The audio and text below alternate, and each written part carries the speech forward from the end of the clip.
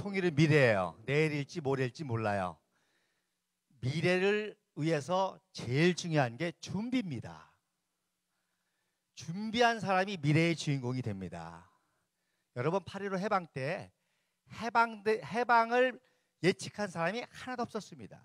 미국조차도 원자폭탄이 그렇게 위력이 있어가지고 무조건 하루아침에 항복할지 전혀 몰랐습니다. 소련도 다 준비해놓고 이제나 저제나 기다렸지 그렇게 일찍 항복할지 몰랐어요. 독립운동을 많이 했지만 독립이 건국이라는 사실을 안 사람은 이승만 박사 하나입니다. 이해가 되시겠어요? 독립운동을 많이 했어요. 독립의 의미는 뭐예요? 건국입니다. 새로운 나라. 마찬가지로 통일은 뭐예요? 한반도에 새로운 나라가 세워진다는 겁니다. 할렐루야. 그래서 사실 통일은 건국 준비입니다. 새로운 건국하는 거예요.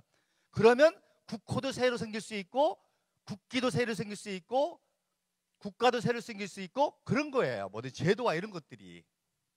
그래서 하나님이 통일을 어떻게 이루어 가실지를 하나님의 역사를 통해서 우리가 알고 그거를 기도로 준비하고 구체적으로 내가 통일시대에 뭘 할 것인지 그 준비하는 게 중요한 겁니다. 그래서 제가 역사를 얘기한 이유는 뭐예요? 바로 오늘 통일이 어떻게 될지를 하나님이 통일로 어떻게 역사하실지를 그 미래를 얘기해서 과거를 얘기한 거예요. 왜? 모든 것의 뿌리는 과거거든요. 동서독일도 그렇게 일찍 될지 몰랐어요. 곧 한 달 전에 호네커가 온갖 무기를 다 동원해가지고 동독 사회주의 공산 그 창건 기념일을 했습니다. 지금으로 말하면 김정은이가 막 대포동 쏘고 막 이런 거 하는 것처럼 그렇게 했어요. 그렇게 했는데 한 달 만에 무너졌어요. 놀라운 거는요, 민주화 동독의 민주화 요구가 일어나니까 독일 사람들이 원래 통일을 기도하거나 통일을 위해서 한 게 아닙니다. 여러분 뭐 성광교회에서 프로그램 만들었지만 라이프치히 교회에서 통일을 기도한 게 아니에요. 동독의 인권을 위해서 기도한 겁니다. 우리도 좀 여행의 자유화를 주고 정보의 자유화를 주고 자꾸 탈북하니까 그래서 여행의 자유화를 달라고 그런 거예요. 그래서 그 동독 문화상한테 이태리 기자가 앞으로 동독이 여행의 자유화를 한다고 하는데 언제부터입니까? 그랬어요. 근데 얼떨결에 이 사람이 글쎄요 뭐 오늘부터입니다. 그러니까 그 방송을 듣고 다 베를린 장벽으로 간 거예요. 그러니까 베를린 병사들이 너 왜 그래? 야 지금 방송 들었어 몰라? 여행의 자유가 됐대. 그래? 그래서 무너진 겁니다. 할렐루야. 진짜예요. 신비로워요. 그래서 아까 탈북자 3만이 왜 중요한 거니?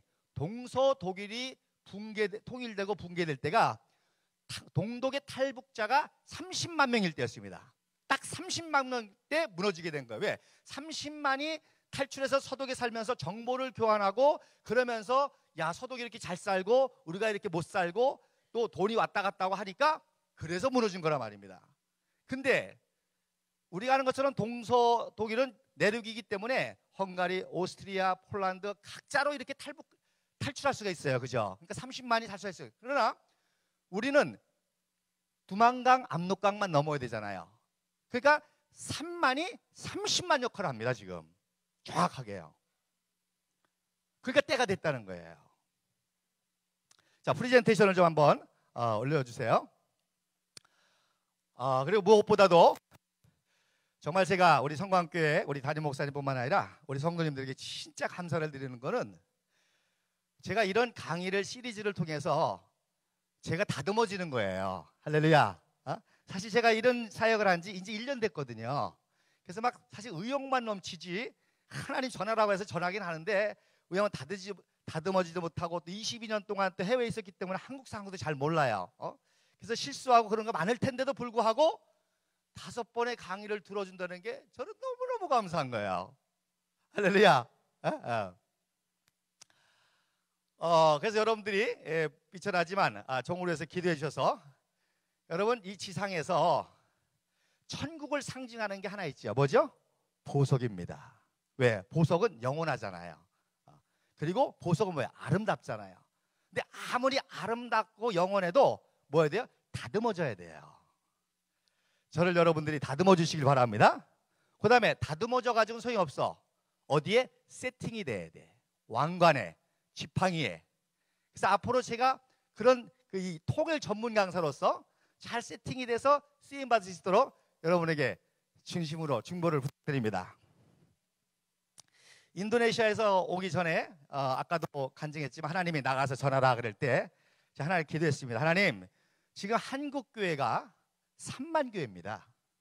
감리교회는 6천 교회입니다. 그러니까 제가 매주일 주일 낮, 주일 오후, 수요일, 금요 저녁 이렇게 부름을 받아도 평생 다 못 다닙니다. 그때 제가 하나님께 기도한 게 있습니다. 하나님, 큰 교회, 작은 교회 중요하지 않습니다. 이 통일이라고는 하나님 미래를 준비할 수 있는 교회, 그 통일 시대에 인물 나는 교회만 보내주세요 그랬어요.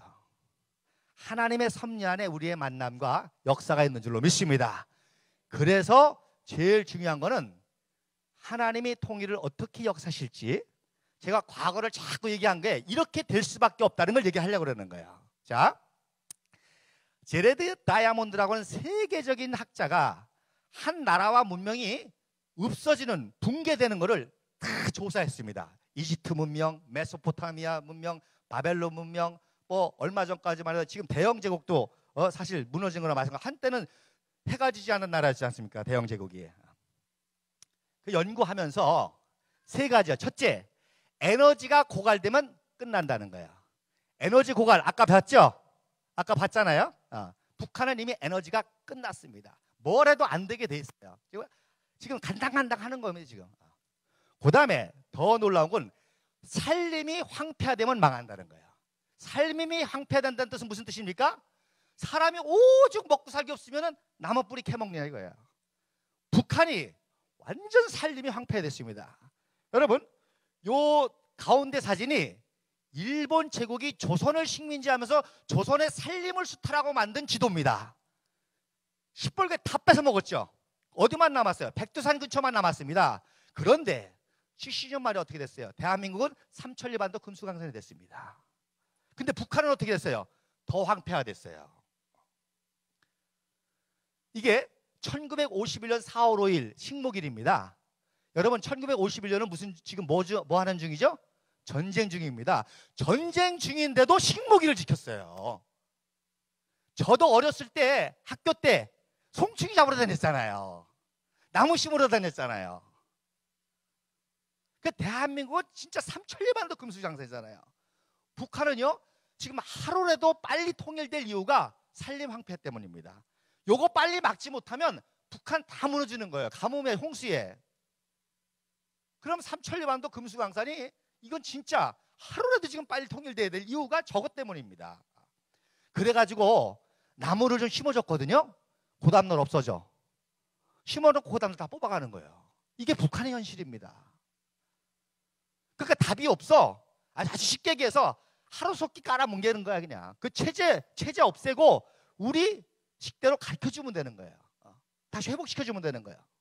북한 사람 가르쳐주기만 하면 됩니다. 우리는 또 60년 동안 해온 경험이 있잖아요.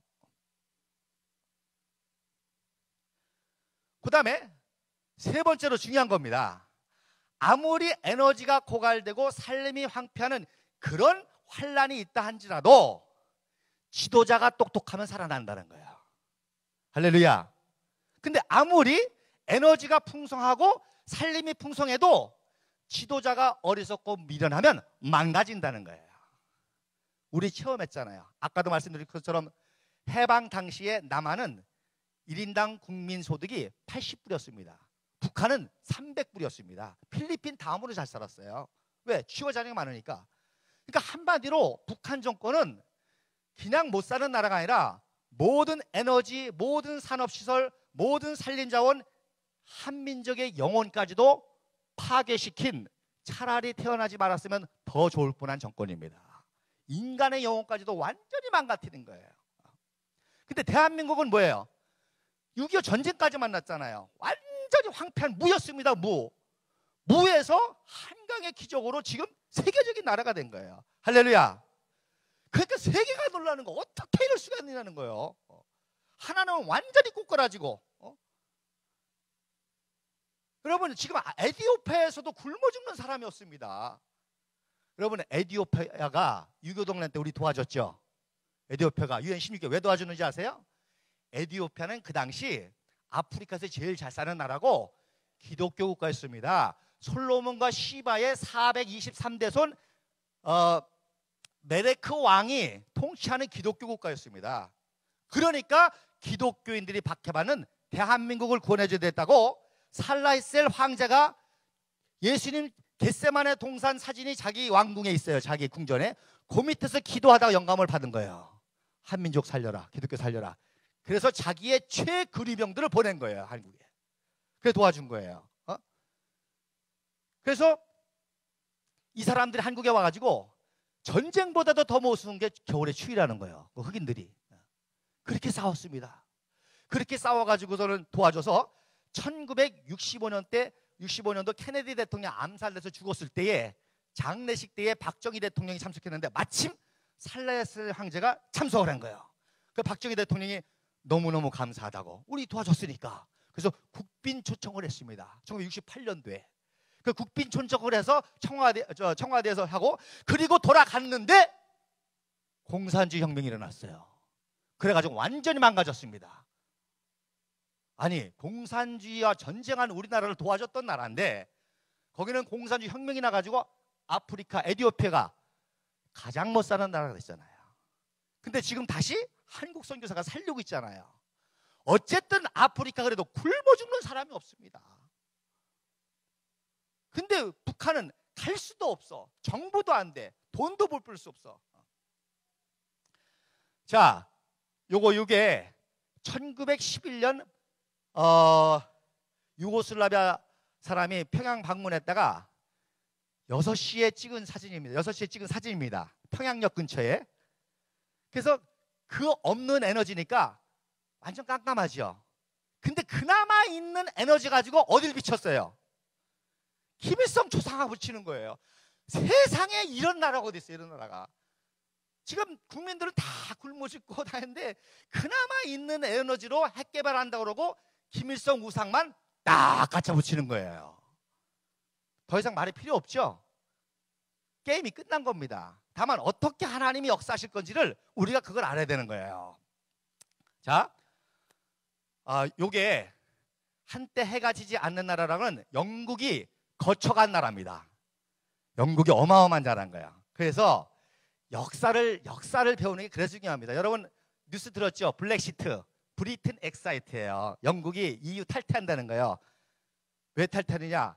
간단하잖아요. 한때 이렇게 세계를 휘젓고 있던 나라인데 EU에 속해가지고 자존심 상하는 거예요, 이게. 그 탈퇴한 거예요. 다른 이유 없어요. 요게 1920년대 대영 제국 사진입니다. 저 빨간 게 다 영국의 영토에 있었어요. 그러니까 해가 지지 않는 나라예요. 왜? 전 세계를 다 다스리니까 여기는 아침인데 오스트리아는 밤이라 말입니다. 그런데 요게 영국을 동남아시아에서 박살낸 일본의 지도입니다. 1945년도죠. 그러니까 저 오른쪽에 있는 사진이 대동아 공영권입니다. 일본이 야망이 이렇게 컸어요. 요거 다 우리가 먹겠다는 거야. 근데 결국에는 이렇게 못 먹고 저 빨간 동남아시아 이렇게만 먹은 거죠. 요게 1945년도 지도입니다. 그런데 일본이 패망하고 해방되자마자 이렇게 됐어요. 이게 파란 건 자유진영이고 빨간은 공산주의였습니다. 그런데 6.25 동란 때쯤에는 이렇게 됐어요. 전 세계가 다 공산주의 혁명이 일어났어요.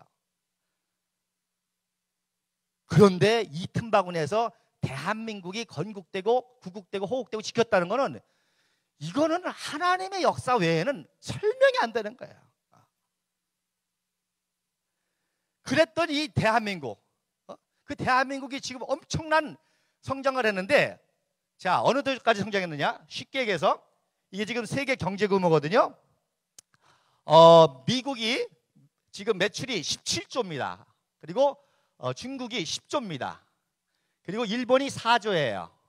독일이 3조예요. 프랑스 2조, 영국도 2조, 우리가 하면 1조 4천 정도, 한 10위권입니다. 그런데 잘 이해를 하셔야 됩니다. 자, 지금 중국이 10조라고, 야, 미국 따라잡는다고, 강대국이라고 난리치잖아요. 뭐 G2니 어쩌니 그러는데, 여러분 생각해 보세요.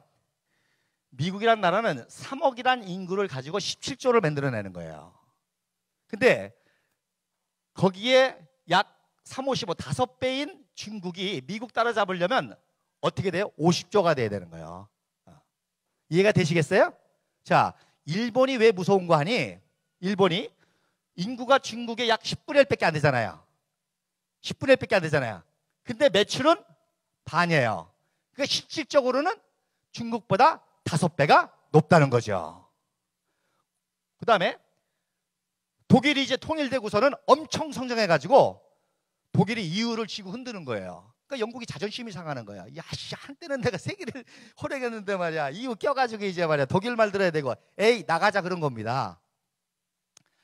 이제 프랑스 뭐 비슷한데 우리나라가 이제 1조 4천이니까. 근데 보자 말입니다. 우리의 이 1조 4천을 5천만이 했으니까, 그러니까 만약에 미국 중국하고 인구가 몇 분의 1이에요? 30분의 1입니다. 30분의 1. 그러니까 우리 여기를 30배를 곱하면 우리는 30조야. 30조.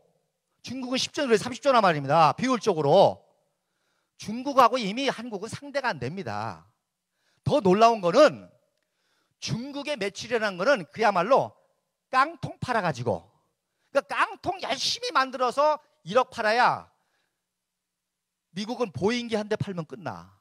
그러니까 매출의 질이 다른 거예요. 이해가 되시겠어요? 같은 10조라. 그러니까 사람들이 이런 걸 모르고 그냥 숫자만 생각하는 거야. 야, 중국 10조, 미국은 14조, 곧 따라잡겠네. 그러나 실질적으로 요거를 내부적으로 분석해보면 중국은 아직도 멀었습니다.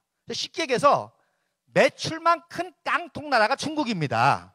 속은 다 썩었어요. 그런데 대한민국은 이게 얼마나 엄청나느냐. 완전 무에서 여기까지 올라왔단 말입니다. 더군다나 누구랑 싸우면서, 북한하고 싸우면서 계속 위협하죠. 아웅산 폭탄 테러 시키죠. 칼기 폭파시키죠. 지뢰 도발시키죠. 천안함 해줘. 우리는 그거 다 참아가면서 IMF 맞아가면서 그거 다 고난을 겪어가면서 이렇게 이뤘단 말입니다. 일본이 이렇게 이룬 거는 이미 태평양 전쟁이 일으킬 때 항공모함이 9대였어요. 미국이 8대였습니다. 그러니까 전쟁을 일으켰지. 그러니까 일본은 패망해도 그 인프라라든지 모든 것이 있는 데다가 6.25 동란 때문에 급속히 성장한 거 아니에요. 그러니까 한마디로 말해서 지금 한국의 경쟁 상대는 사실 미국과 일본입니다. 미국과 일본이에요. 근데 미국은 우리하고 안 싸우죠. 협력 관계입니다. 한미 동맹 때문에. 이건 항상 같이 갈 거예요. 그러니까 같이 갑시다. 어떻게 더? 그러니까 서로 상호 포함해서 미국도 세계를 지도할 때 반드시 파트너가 있어야 돼. 그 파트너가 누구야? 대한민국이란 말입니다. 왜? 일본은 뒤통수 맞았으니까. 사실 지금 일본 뭐 미일 동맹 하는데 그냥 하는 거예요, 그냥. 그러니까 사실 지금 통일을 제일 무서워하는 게 일본입니다. 왜? 한 짓이 있으니까. 그러나 막을 수는 없어. 그러니까 적극적으로 하는 거예요. 자, 어쨌든 간에 이 대한민국의 경제뿐만 아니라 이 위상과 발전이라고 하는 거는 인류 역사상 유례를 찾아볼 수 없는 거예요. 독일도 통일돼가지고 2조 올린 거거든요. 그것도 8억 가지고. 그러니까 쉽게 얘기해서 통일되는 순간 원화 가치가 2배로 뜁니다. 그러니까 세계가 아는 거예요. 그 반쪽만 가지고도 이 놀라운 기적을 일으켰는데 이 나라가 북진 평화 통일이 있을 때는 이거는 게임 끝난다는 거예요. 그러니까 여러분은 몰라서 그렇지 지금 다 요이땅 하고 있어요. 지금 이 돈이라는 게 말입니다. 국제금융이라는 게 돈이 무서운 게 절대로 손해 났는데 투자를 안 해요. 돈이 무서운 겁니다. 지금 세계 경제가 왜 이렇게 어려운지 아세요? 투자를 해서 돈을 벌어야 되는데 투자할 데가 없는 거예요. 돈 벌 데가 없는 거예요. 그러니까 다 웅크리고 있는 거예요. 근데 통일만 되면 하려고 또 다 준비하고 있는 겁니다, 지금. 통일만 되면 바로 투자하려고. 그래서 어느 정도까지 통일을 외국의 석가들이 이야기하느냐, 앞으로 한반도 통일은 한반도의 통일 그 이상이 된다는 거예요. 그래가지고 이런 지도를 내가 만들면 목사님은 민족주의자이니까 구구주의자 그런데 아닙니다. 존 티투라고 하는 자칭 예언자예요. 외국 사람이에요. 역사를 아는 사람이에요. 그래서 이 통일 대한민국은 어느 정도 다이나믹한지 이 영토까지 회복을 한다는 겁니다. 그리고 일본이 뭐예요? 콜로니 오브 코리아, 한국의 식민지가 된다는 거예요. 근데 우리가 일본을 침략해서가 아니라 일본이 지금 문제가 많지 않습니까? 쓰나미 나지, 원전 터지지, 또 뭐 생선 못 팔아먹지.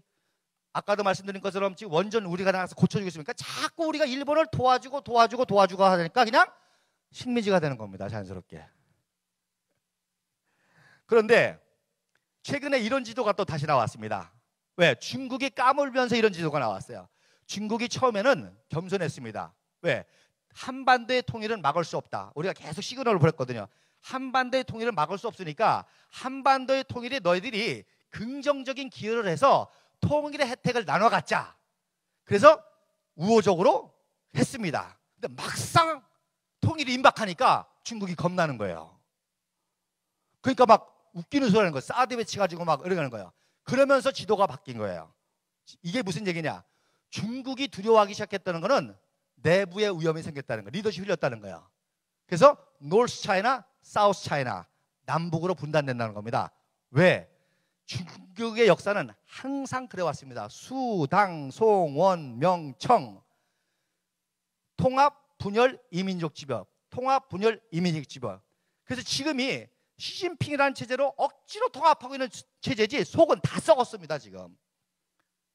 그러니까 통일의 긍정적인 역할을 하면 그 대한민국 우상과 함께 북한도 안정이 되는데 요놈들이 까불다가 나눠지게 되는 거예요.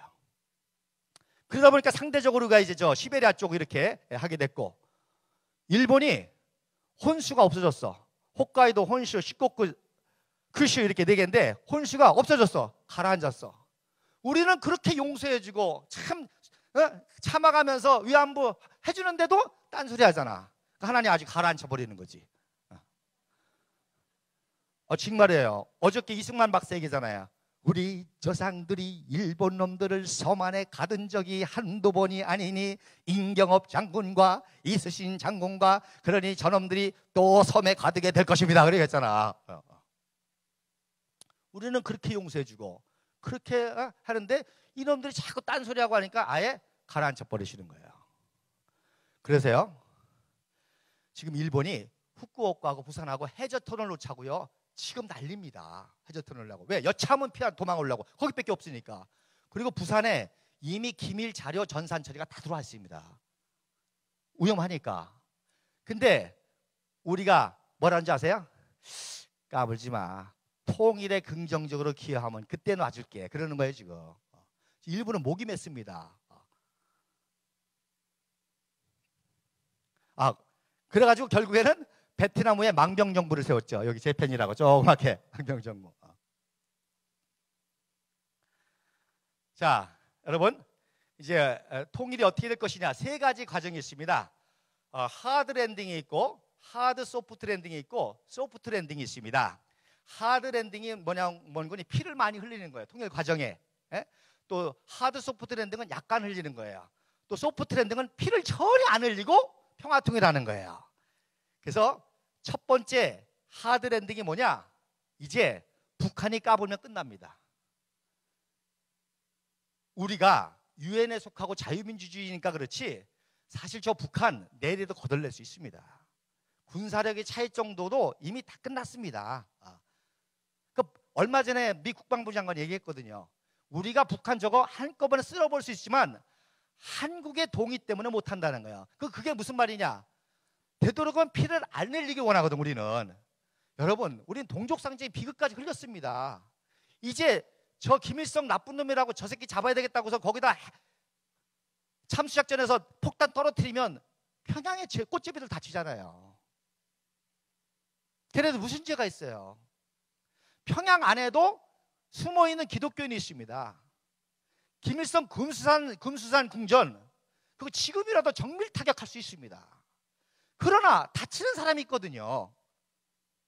그러니까 우리가 할 수 있어도 못하는 거야. 그러나 앞으로 이놈들이 까불고 다시 도발을 한다든지, 우리 목침 사건 같은 거는 이제 그럼 끝납니다. 그건 여지가 없는 거거든요. 이제 그거는 합법적으로 할 수가 있는 거거든요. 그러니까 이놈들도 그거는 못해. 왜? 지돌줄 죽는 걸 아니까. 그래서 이거를 참수작전이라고 합니다. 다 계획이 돼 있어요. 안 하니까 그렇지. 근데 앞으로 이놈들이 까불면 하는 거예요. 정밀타격, 선제타격. 그러니까 여러분 생각해 보세요. 핵무기가 문제가 돼요, 안 돼요? 안 돼요. 핵 가지고 장난치는 놈이 문제지. 이해가 되시겠어요? 핵은 전혀 문제가 안 됩니다. 물론 그것도 핵이기 때문에 원전 사고가 날 수 있고 이렇게 사고가 날 수 있어서 그렇지, 사실 핵이 문제가 아니라 핵 가지고 장난 노는 놈이 문제다 말입니다. 그러니까 김정은만 제거해버리면 끝나는 거예요. 그렇잖아요. 그러니까 여러분 매스컴을 잘 봐야 됩니다. 어떤 사람은 그래, 야, 김정은이 저렇게 체제가 공고하지 않느냐, 막 정석택 죽이고 막 다 죽이고 반기 들면 싹 죽이고 막, 그런데 그 체제가 공고하지 않느냐 그러는데, 이게 무슨 뜻이 하십니까? 그거는 김정은만 제거하면 끝난다는 뜻입니다. 여러분, 김정은이가 무슨 능력이 있어서 대통령 수상이 되겠어요? 만들어주니까 하는 거지. 그 김일성, 김정일 체제를 유지했던 황병석 그룹이 만들어준 거예요, 김정은이를. 그러나 만들어졌지만 그래도 독재 체제이기 때문에 어느 정도 권력을 행사하는 거예요. 그러니까 이 사람들도 아는 거야. 왜? 여차에서 통일되면 자기들도 전범으로 나가잖아요. 그러니까 무슨 얘기예요? 모든 잘못은 누구라고? 김정은이라고. 그거예요 지금. 이해가 되시겠어요? 그 다음에 두 번째로, 그러니까 우리가 지금 제재 작전을 씁니다. 제재를 하니까 쟤네들 먹고 살아야 되잖아요. 지금 고위층들이 굶어 죽게 생겼어, 자기. 그러니까 결국에는 어떻게 해? 야, 저 김정은이 하나 제거하고 우리 살자. 이렇게 되는 겁니다. 그래서 내부 암살이 일어나는 거예요, 내부. 그래서 우리는 자꾸 제재를 하는 게, 북한 동포 사실 지금까지 인내 왔어요. 그 사람들 다 생존할 수 있어요. 자꾸 제재해서 요 중간 벨트를 목을 죄는 거예요. 그러니까 이놈도 살아야 될 거 아닙니까? 그러니까 결국 살려면 뭐예요? 김정은이 하나를 암살해서 제거하면, 그리고 우리와 평화헌법을 맺으면 된다는 거예요. 그런데 김정은 하나 싹 죽이면 속 시원하죠, 그죠? 그러나 김정은이를 체포해가지고 ICC 제소해서 국제법을 받는 게 역사의 교훈입니다. 그리고 우리는 용서해 주는 거예요.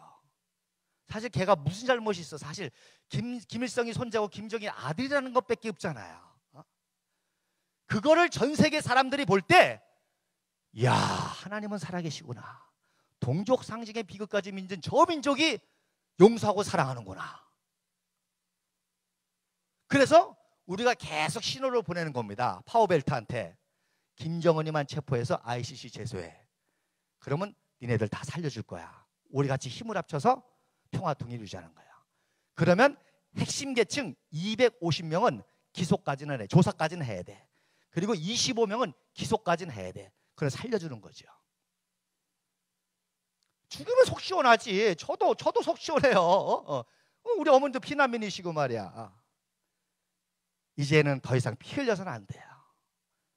평화가 필요하고 하나님의 사랑이 필요하고, 참 70년 동안 고난당한 그 고난도 위험한데, 그래서 ICC 제소하는 날 평화 통일이 이루어지게 될 줄로 믿습니다. 그렇게 되도록 기도해야 되는 거예요. 기독교인이 뭐예요? 하나님의 뜻이면 그 뜻이 이루어지다 기도해야 되는 거 아닙니까? 이것처럼 더 좋은 시나리오가 어디 있어요? 근데 놀라운 거는요, 여러분이 몰라서 그렇지 국제사회가 그렇게 지금 움직이고 있습니다.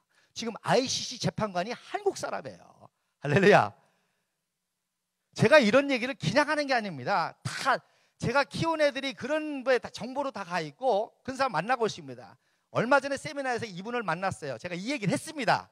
그랬더니 이분은 현직 재판관이기 때문에 말하면 큰일 나. 비밀 누설이게 되니까. 그때 이분이 뭐라는 거니? 목사님, 지금까지 ICC가 해온 발자취를 보세요. 그러더라고.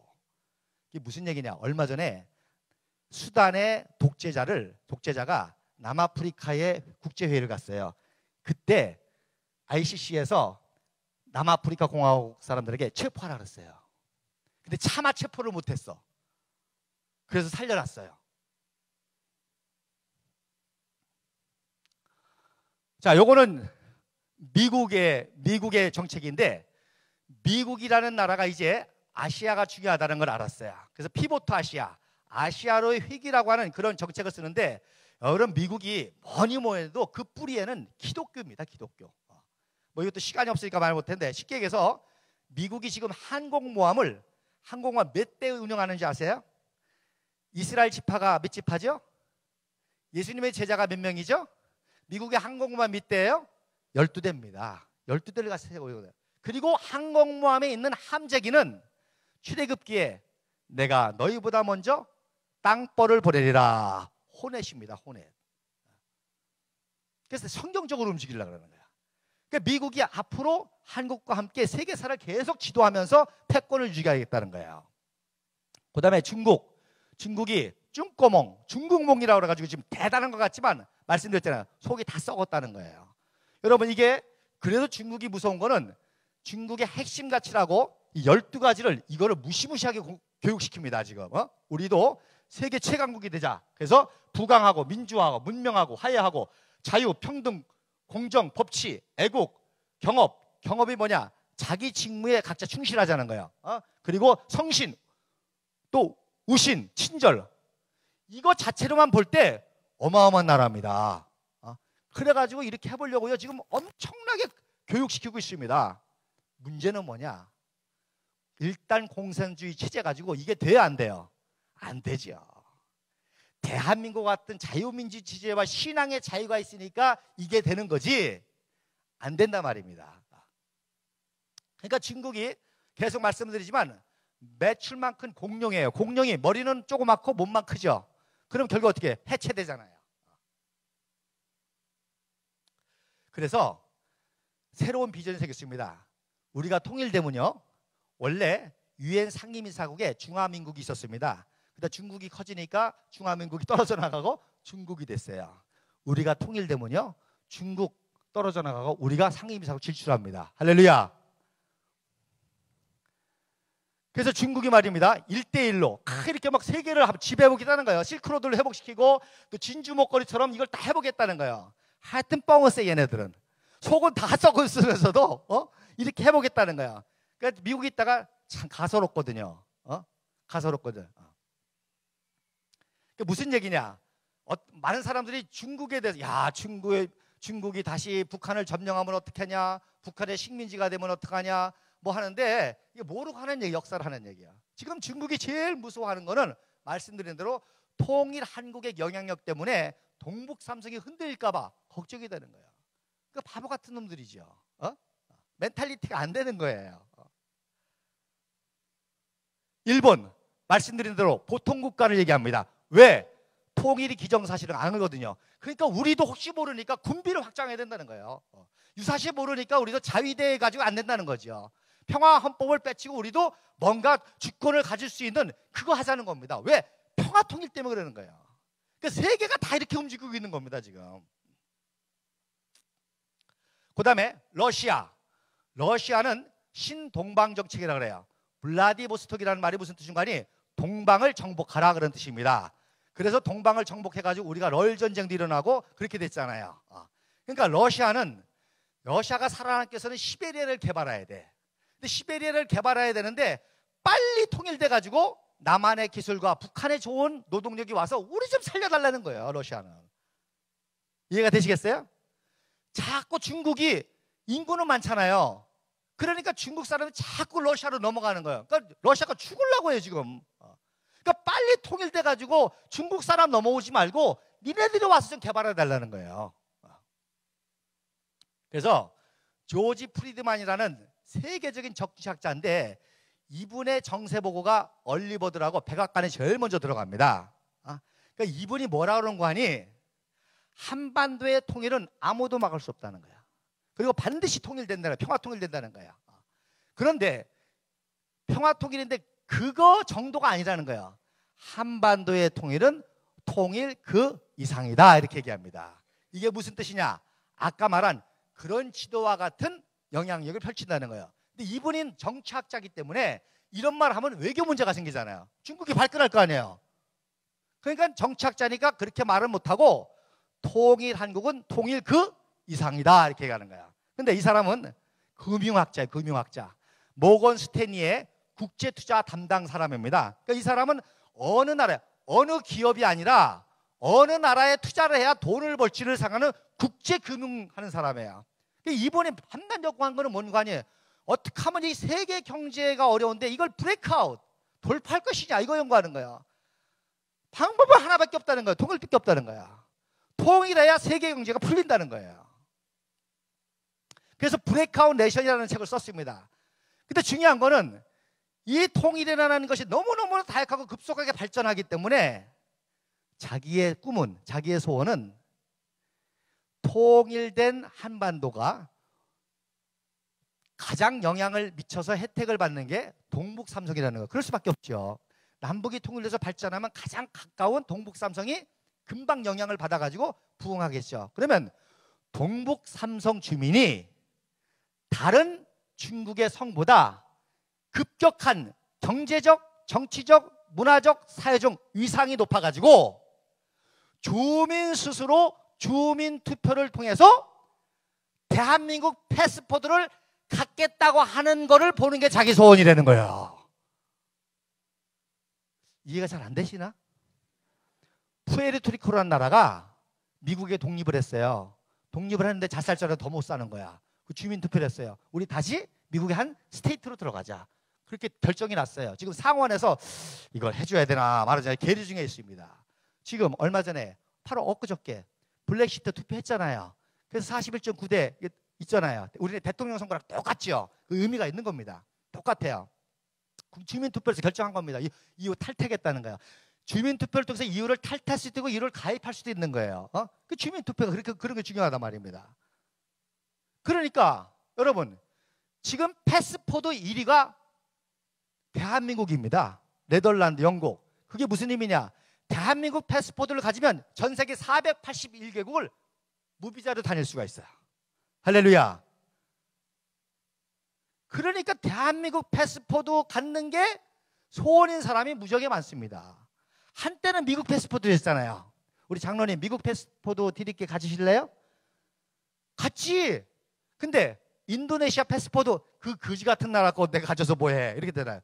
미국이 한때는 1위였었는데 이슬람하고 중동에서 붙이는 바람에 미국 패스포드 가지고 못 가는 나라가 더 많이 생겼어 지금은. 그런데 지금 대한민국이 어느 정도 이상이냐? 대한민국 패스포드를 가지면 전 세계 148개국 마음대로 살 수 있다는 거야. 그러니까 중국 사람이 더러운 짱깨 중국 패스포드를 누가 가져? 위대한 대한민국 패스포드 가는 게 소원이지. 할렐루야. 그래서 그 주민 투표를 보는 게 자기 소원이라는 거예요. 이게 제가 얘기하면은 에이 목사님 뭐 민족주의자니까 아니라니까요. 모건 스탠리 이 사람이 얘기하는 거예요. 그 다음에 이 사람은 토마스 프레이라고 세계에서 머리가 제일 좋은 사람이에요. 그래서 IQ가 0.01%에 해당하는 사람들이 모이는 클럽이 트리플 나인틴이에요. 99.1% 안에 들은 사람이 트리플 나인틴. 나도 여기 한번 가입해 볼까? 그 세계적인 과학자입니다. 이분이 뭐라 그런 거 아니? 지금 북한이 견디는 단 하나는 정보 통제거든요. 그렇잖아요. 그냥 정보 통제거든요. 진리를 알지니 진리가 너희를 자유케 하리라. 진실을 알면 변하게 돼 있어요. 그러니까 막 급격하게 변하는. 그러니까 막 중국이 한충열 목사님도 죽이고 막 그러잖아요. 정보 통제하려고. 근데 이분이 뭐라는 거니? 과학이 발달하면 발달할수록 이 정보 통제하는 거를 급속하게 무너뜨린다는 거예요. 그래서 지금요, 제 강의가 북한에 들어갑니다. 북한 사람 얼마나 좋아하겠어요? 자기들 실상을 하니까. 뭐로 들어가는지 아세요? 카카오톡으로 들어갑니다.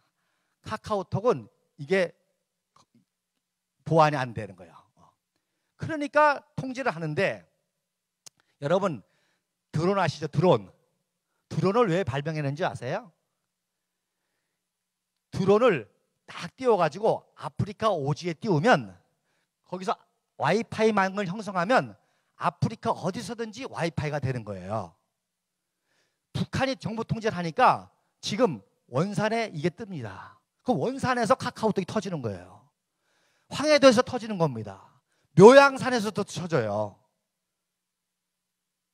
그러니까 우리가 겉으로 보면 그게 안 보여. 야, 뭐 드론으로 해가지고 와이파이만이 형성한대더라. 구글이 발명해서 아프리카 오지에서 된대더라. 뉴스는 그렇게 나지. 실상은 뭐예요? 저거 무너뜨리려고. 왜? 그래야 사니까. 그래야 세계가 사니까.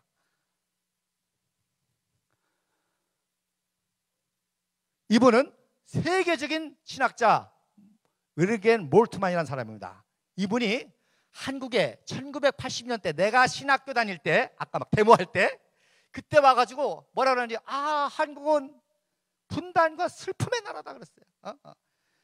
분단하고 또 지들끼리 또 데모한다고 민주화해서 싸우고 체류탄 가스 나고, 한국은 슬픔의 나라, 분단과 슬픔의 나라 그랬어요. 그러다가 2002 월드컵 때에 또 왔어요. 그때는 와가지고 뭐라는 줄 아십니까? 우와, 하이테크와 역동성의 나라 그랬어요. 하이테크와 역동성의 나라. 막 한국은 급속도로 발전하잖아요. 재작년인가는 와가지고 뭐라는 줄 아십니까? 인류의 기적과 환희와 소망의 나라. 할렐루야. 모든 민족에게 소망을 주고 기쁨을 주고 환희를 주는 기적의 나라라는 거예요. 한국을 보면서 모든 나라가 소망을 품는다는 거예요. 도와달라고 기다린다는 거예요. 아까 얘기했잖아요. 성교사님들 얘기가. 자, 우리 이제 마지막 기도입니다. 이런 일이 기도로 이루어지게 될 줄 믿습니다. 그래서 이게 유엔본부 막 건축하는 거예요. 유엔본부. 그래서 록펠러가 땅을 기증해서 유엔본부를 건축했잖아요. 근데 유엔본부를 이전하려고 그래요. 왜 그런지 아세요? 유엔본부가 70년 됐어요. 1952년 완공을 했어요. 너무너무 건물이 낡았어요. 그러니까 너무너무 낡으니까 계속 개보수를 하지만 안 된단 말입니다. 그 다음에 두 번째로, 여러분 해수면이 자꾸 높아지죠. 북극이 비가 오니까 자꾸 높아지잖아요. 유엔본부가 어디 있어요? 맨하탄에 있거든요. 자꾸 잠기는 거예요. 세 번째, 우리는 태풍이 불고 인도는 사이클론이 불고 저기는 뭐가 불죠? 허리케인이 붑니다. 근데 허리케인이 불면 허리케인이 문제가 아니라 허리케인 때문에 뭐가 와요? 블랙아웃, 정전이 오는 거예요. 그러니까 얼마 전에 그 뉴욕이 완전 그 깡패 도시가 됐잖아요. 정전 나가면 사람들 다 그래서 블랙아웃이 되는 거예요. 그 다음에 네 번째, 유엔 본부 바로 옆에 월드 트레이드 센터가 있었습니다. 9.11 테러 만나서 무너졌죠. 그러니까 알카에다 얘네들이 목표를 유엔 본부에 쓰면 유엔 본부가 넘어지는 거예요. 근데 월드 트레이드 했으니까 그렇지. 그러니까 뭐예요? 테러의 위협이 있는 거예요, 이제는. 그 다음에 이제 미국만이 아니라 중국도 부상하고 러시아도 부상하니까 미국의 독자적인 1인 리더십이 흔들리잖아요. 그러니까 왜 꼭 유엔 본부가 미국에만 있어야 되느냐? 옮기자. 이런 말이 나오는 거예요. 그래서 지금 유엔 본부를 어디다 옮길 것인지 디스커션 하고 있습니다. 근데 어디다 세워져요? DMZ예요, DMZ. 그래서 일본이 유엔 본부 유치하려고 그러는데 뭐가 문제예요? 땅값이 너무 비싸. 그리고 일본이 유치하면 누가 극렬 반대하죠? 중국이 피 터지고 반대합니다. 그 다음에 중국도 하려고 그래. 그럼 누가 반대해? 일본이 비터지고 봤는데 우리 가만히 있어도 돼 그냥. 그 다음에 러시아가 놀라고 그러는데 러시아 그 추운 나라 거기 누가 가? 그리고 러시아 지가 돈이 어디 있어? 그 다음에 영국 아니 EU도 탈퇴하는 거지 나라가 됐는데 프랑스 이슬람 애들이 와서 난리치는데 그러니까 만만한 UAE 알죠? UAE가 막 엄청납니다. 5.1달러로 거기서 우리가 다 됐다는 거야. 거기 돈이 문제가 안 되는데 근데 그 사막에 누가 가? 더운데. 그리고 거기는 사막에 기초공사만 해도 인도에서 유치하려고 그러는데 그 거지 같은 나라에 누가 가? 그 다음에 브라질이 하려고 그래. 브라질이. 근데 봐 지정학적으로 너무너무 떨어졌잖아요. 어디요?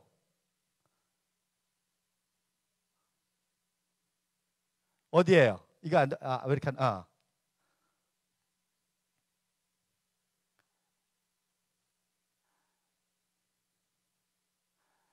어디예요?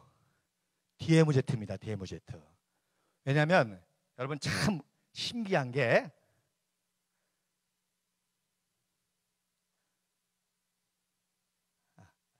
자, 우선 제가 설명을 드려요. 그러면 DMZ 군사 휴전선이잖아요.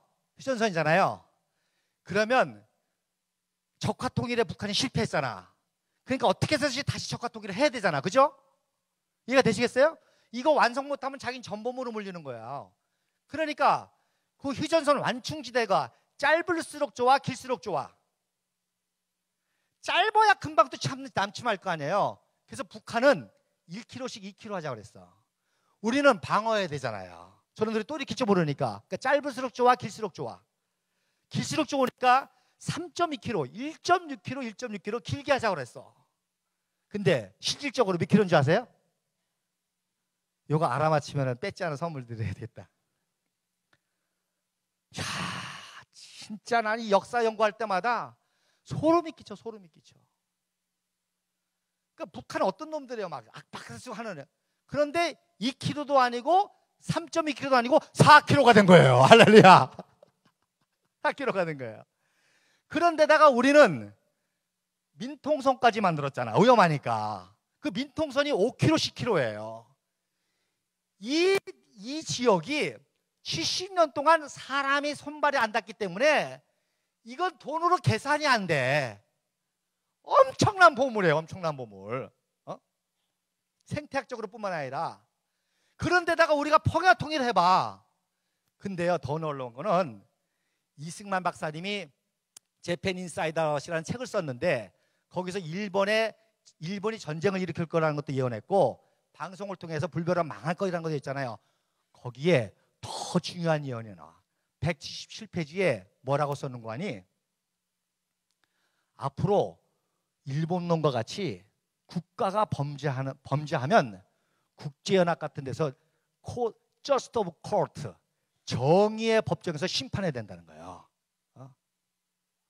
개인이 잘못하면 심판받잖아요. 심판받잖아요. 개인이 잘못했다고 막 때리고 그러면 안 되잖아요. 그러니까 앞으로 국가도 잘못했다고 막 전쟁 일으키고 막 하면 안 된다는 거예요. 뭐예요? 국제 심판을 받게 된다는 거예요. 그걸 예언한 거예요. 그래서 우리나라가 될 때에 일부러 유엔의 감시하에 국민 투표를 통해서 나라를 세운 겁니다. 저 오른쪽에 있는 거는 이스라엘이에요. 우리는 1948년 5월 10일 날 유엔 감시하에서 재헌의 선거를 합법적으로 했고 14일 날 금요일 안식일에 이스라엘은 일방적으로 선포한 거예요. 그리고 로비로 나라가 된 거예요. 우리도 이렇게 할 수 있습니다. 근데 이승만 박사가 앞으로 세계의 질서는 국제연합 중심으로 나간다는 거예요. 그래서 일부러 감시단을 한 거예요. 그래서 이 사람이 메논이라고 인도의 감시단입니다. 근데 이 사람이 친공산주의자야. 그러니까 인도의 유명한 사람이 누구죠?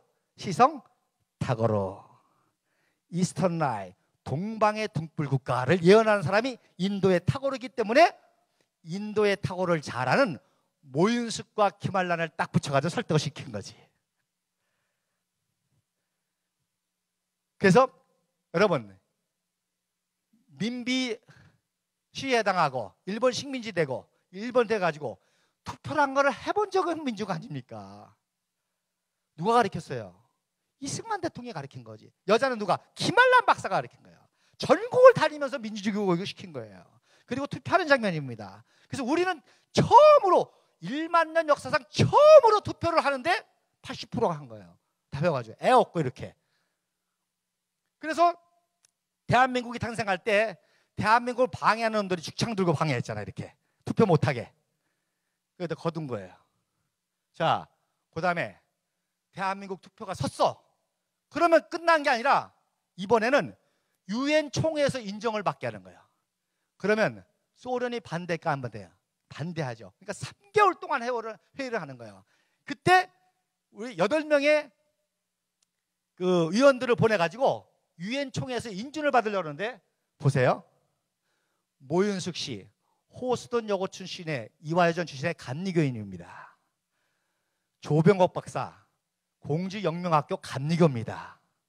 장면 박사, 카톨릭이에요. 왜? 프랑스에서 회의를 하니까 카톨릭계를 움직이려고 장면을 보낸 거예요. 그 다음에 김한란 박사, 이화여대 감리교입니다.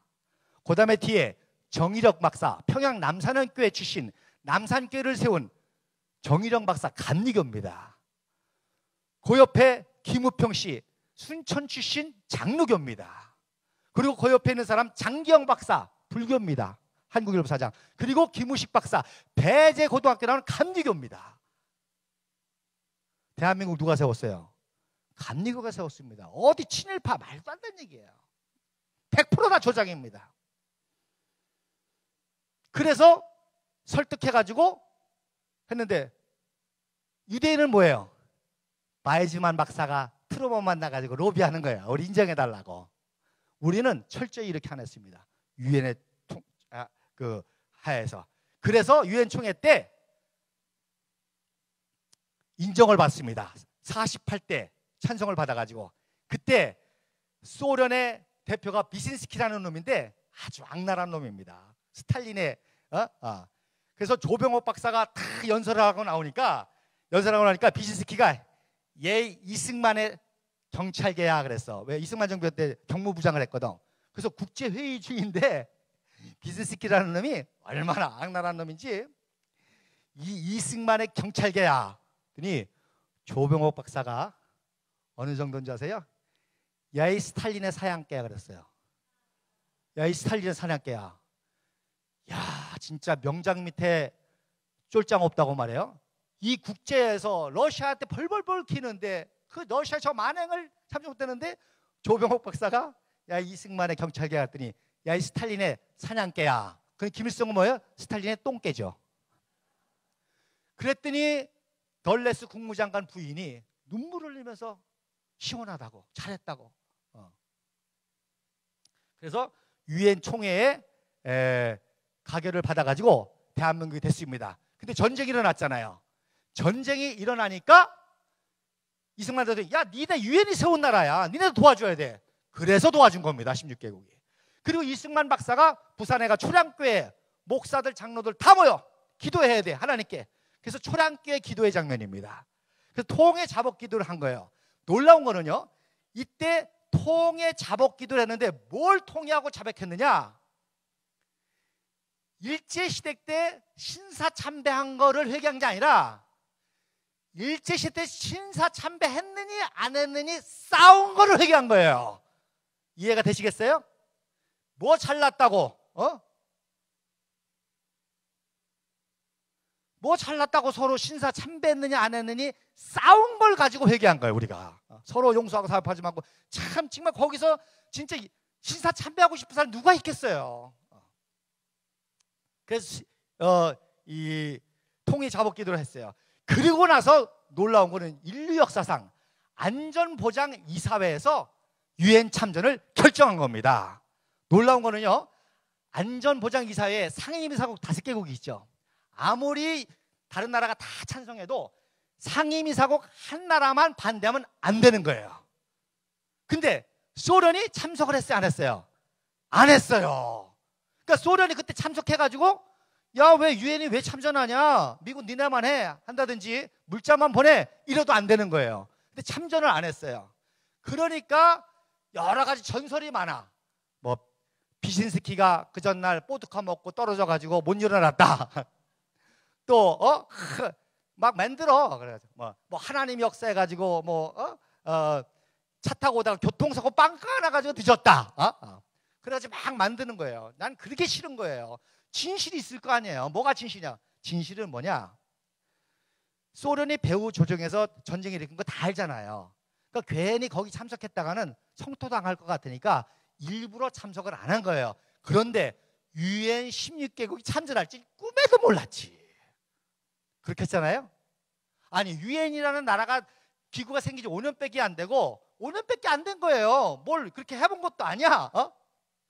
근데 유엔 21개국까지 그 의료지원단까지 이게 형성돼 가지고 할 줄은 하나님밖에 모르시는 거지. 할렐루야. 그래서 유엔 21개국이 참전해서 대한민국을 도와줘서 살려준 겁니다. 할렐루야. 저 벤구리온이 로비하는 거예요. 우리는 로비 안 해요. 가서 김한란 박사 보내가지고 감사하다고 도와줘서 고맙다고 하고. 놀라운 거는요, 곧바로 대한민국 재건위원회를 또 유엔에서 만들었어. 이 나라 재건시켜야 된다. 웅크라, 그 다음에 엉커크. 이래서 우리나라를 전폭적으로 유엔이 도와준 나라입니다. 그래서 이 DMZ가 무슨 뜻이냐? 즉 대한민국이란 나라는 유엔의 기적입니다. 유엔의 의미가 있는 거예요. 그러니까 DMZ에 유엔 본부가 온다는 거는 게임 끝난 거예요. 이건 다. 다만 국제적으로 이슈가 될 수 있으니까 우리가 가만히 있는 거예요. 그러나 다 움직이고 있습니다. 그래서 제가 선교사 자녀 중에 똘똘한 애한테 벌써 이미 10년 전에 너는 유엔 본부 이전할 때 유엔 본부를 설계할 수 있도록 예일대 건축과에 가라 그랬어요. 그래서 보냈어요. 수학도 잘하고 영어도 잘하고 디자인도 잘하고. 근데 막상 가서 지가 건축 디자인을 해보니까 자기 좀 디테일한 게 많대. 그 포기했어요. 아직 자리 남았습니다.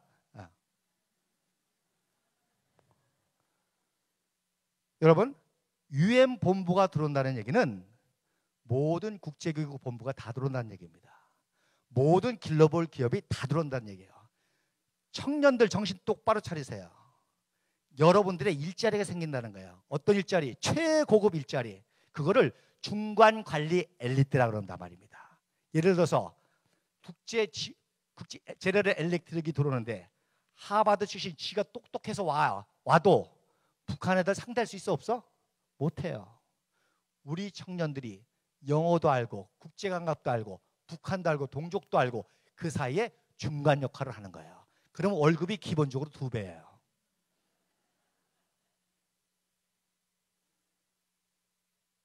통일 비용이 들어간다?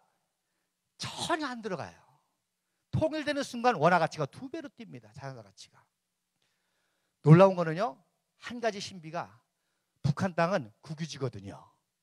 그러니까 땅값이 공짜야. 그래서 정부에서 해주에다가 동그라미만 딱 쳐.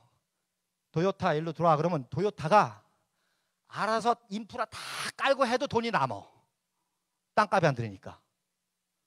그런데다가 최고 좋은 노동력이 있잖아요. 한국 사람 손재주가 얼마나 좋아요. 교육열이 얼마나 빨라요. 얼마나 열심히 해요. 우리는 그 경험이 있죠. 한마디로 게임 끝나는 겁니다. 역사가. 할렐루야. 이걸 준비해야 될 줄로 믿습니다. 그 청년들이 정신 바짝 차리고 자기 분야에서 어떤 분야에서 내가 중간관리 역할을 할 것이야. 실력을 쌓고 영어를 쌓고 영어를 준비하고 국제감각 기억하고 유학할 수 있으면 하고 어떻게 유학하고. 그래서 통일시대를 준비하는 놀라운 역사. 문제는 뭐냐? 70년 동안 이 사람들이 세뇌받았단 말입니다. 그랬을 때 진실을 알게 될 때 얼마나 분노하겠어. 내가 속았다는 사실을 알 때 얼마나 분노하겠어요. 얼마나 허탈하겠어요. 얼마나 절망하겠어요. 그때 여러분들이 품어주시길 바랍니다. 여러분의 고난은 헛된 고난이 아니야. 우리 민족이 하나 돼서 세계를 리드할 거거든요. 여러분의 인내를 존경해. 그 고난 속에서도 70년 동안 인내한 거 존경해. 우리는 한 민족이 할 수 있어. 가르쳐줄게. 사랑해. 더군다나 북한에 지하교회가 있습니다. 여러분 이태리 카타본 가셨잖아요. 터키 가바도기네 가셨잖아요. 통일되면 거기 안 가요. 어디 가요? 북한의 지하교회 가는 거예요. 정치범송에서 가는 거예요. 세계 성지순례가 북한이 되는 거예요. 성지순례지가 된다는 거는 백두산 구경하고 모양산에서 밥 먹고 성지순례하고 평양 구경하고 성광교회 방문하고 그리고 왜 여기서 기도했으니까 통일 기도했으니까 라이프치 교회처럼 야 성광교회에서 기도해가지고 북진 평화통일 됐다더라. 그건 성지되는 거 아니에요. 세계사가 끝나는 겁니다. 성지순례가 된다는 거는 세계 역사의 중심지가 된다는 거예요. 백두산에서 애국가 부르고 묘양산에서 밥 먹고 치아교인 순교자 보고 그리고 평양 가서 냉면 먹고 그리고 성광교회 가서 예배 드리고 그리고 내가 사는 천안 들렸다가 여수 통영 가가지고 케이블카 타고 김해공항에서 가는 거예요. 할렐루야. 그날이 오게 될 줄로 믿습니다. 그날을 주시옵소서. 주여 삼창하시고 동성으로 기도하시겠습니다.